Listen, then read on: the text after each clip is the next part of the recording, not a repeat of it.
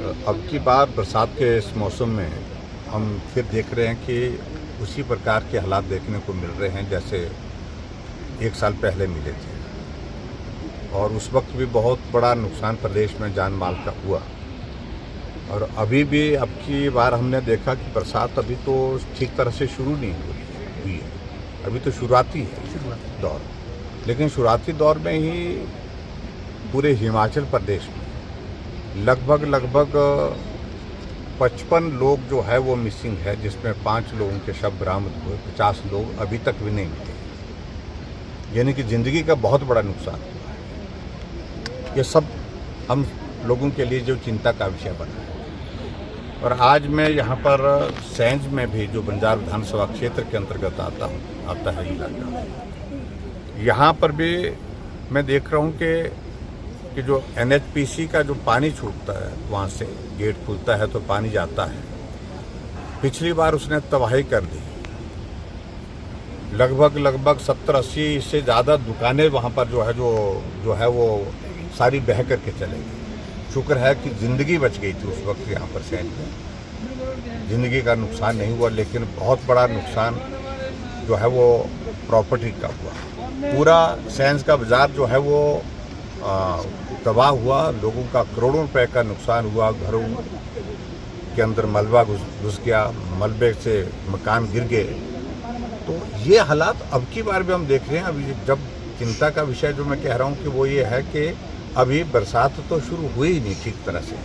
अगर कहीं बारिश ज़्यादा हो जाए तो ये सैंज का गांव बचाना ही बहुत मुश्किल हो जाएगा, क्योंकि पीछे से प्रोजेक्ट जो है वो छोड़ना ही पड़ेगा, वह पानी तो छोड़ना पड़ेगा।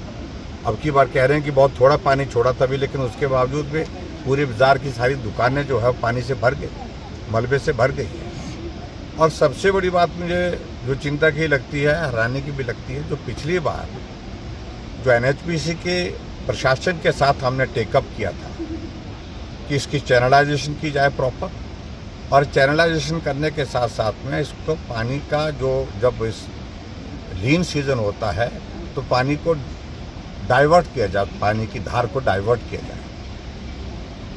कहा जा रहा है कि टेंडर तो लगा था, कुछ काम किया, लेकिन उन्होंने बेतरतीब ढंग से काम किया, ठीक तरह से काम नहीं किया। और हट फिर करके स्थिति वही है जो पिछली साल थी। अभी भी थोड़ी सी बारिश के बाद जो है पूरा बाजार जो है पानी से भर गया। और अभी विधानसभा का सत्र है, हम सत्र के अंदर भी मैं मुख्यमंत्री से व्यक्तिगत रूप से भी उठाऊंगा इस मामले को, लेकिन विधानसभा के अंदर भी बात करेंगे। लेकिन हम NHPC के इस रवैये को, जो खास तौर से जो ऐसा अचानक पानी छोड़ना, बिना वार्निंग के पानी छोड़ना, इस संदर्भ में एक तो हम बात करेंगे केंद्र सरकार से, केंद्रीय मंत्री से, पावर मिनिस्टर से।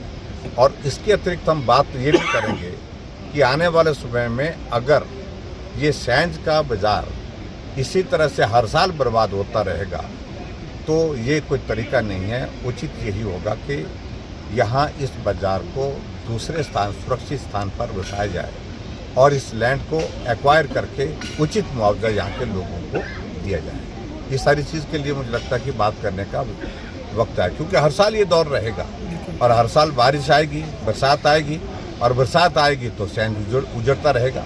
ये चिंता का विषय है। इसलिए सारी चीज़ को लेकर के अब ठोस कदम उठाने की आवश्यकता है।